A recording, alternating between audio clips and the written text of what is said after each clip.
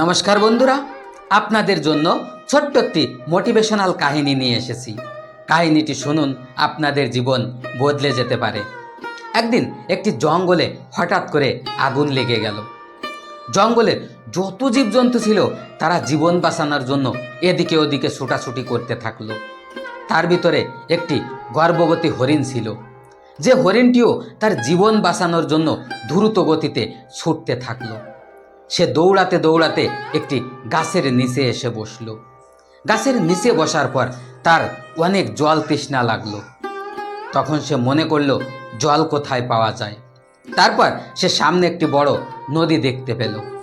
তখন সে সেই নদীর কূলে গেল জল খাওয়ার জন্য। সে যখন সেই নদীর কূলে জল খেতে গেল, মাথা নিচু করে জল খেতে গেল, তখন সে ডান দিকে তাকালো। তাকানোর পর দেখতে পেল একজন শিকারী বন্দুক হাতে করে দিয়ে তার দিকে তাক লাগিয়ে বসে আছে, যে কোনো সময় তাকে গুলি করতে পারে। তারপর সে বাম দিকে তাকালো। বাম দিকে তাকানোর পর দেখতে পেল বাম দিকে ঝোপের ভিতরে একটি বাঘ বসে আছে আর তার দিকেই নিরিখ করে তাকিয়ে আছে, যে কোনো সময় তার উপরে হামলা করতে পারে। সে যখন এক পা পিছনে নিল আর পিছন দিকে দৌড়াবে বলে ভাবলো, তখন সে পিছনে তাকিয়ে দেখতে পেল জঙ্গলে যে আগুন লেগেছিল সেই আগুন ধীরে ধীরে তার দিকেই আসছে, অর্থাৎ তার চারিদিকে বিপদ। সে করবে তো করবে কি? তার ডান পাশে সেই শিকারী রয়েছে আর বাম পাশে বাঘ বসে রয়েছে তার দিকে, পিছনে আগুন আর সামনে তো নদী। সে যাবে তো যাবে কোথায়? চারিদিকেই তো তার বিপদ। সে মনে করলো আমার তো বাঁচার কোনো রাস্তা নেই, আমি কি করব? তাই আমি যা করতে এসেছি তাই করি। তাই সে জল খেতে গেল।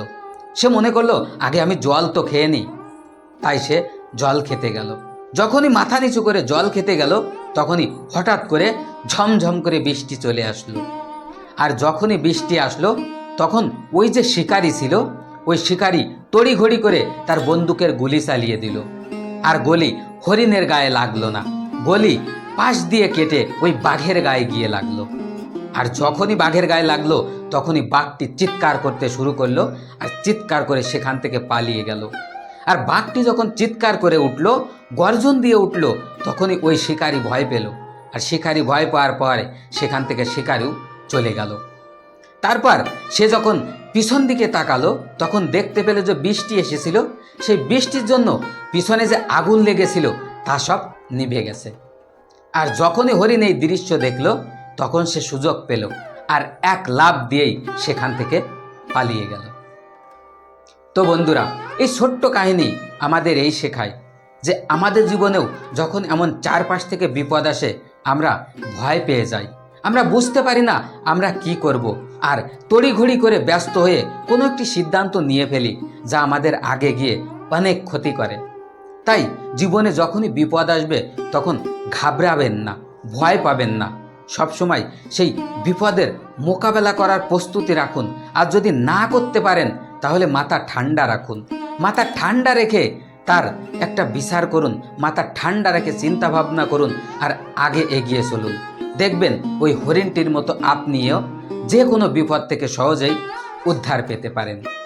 তাই সবসময় মাথা ঠান্ডা রাখুন আর এই ভগবানের উপর বিশ্বাস রাখুন, তিনি যেভাবে পারেন অবশ্যই উদ্ধার করবেন। আর আমার এই ছোট্ট কাহিনীটি যদি ভালো লাগে তাহলে অবশ্যই একটা লাইক আর একটা সাবস্ক্রাইব করে বেল আইকন প্রেস করে দেবেন, যেন আমি আপনাদের সাথে জুড়ে থাকতে পারি। আর আমার এই চ্যানেলে এমন ছোট ছোট অনেক কাহিনী দেখতে পাবেন।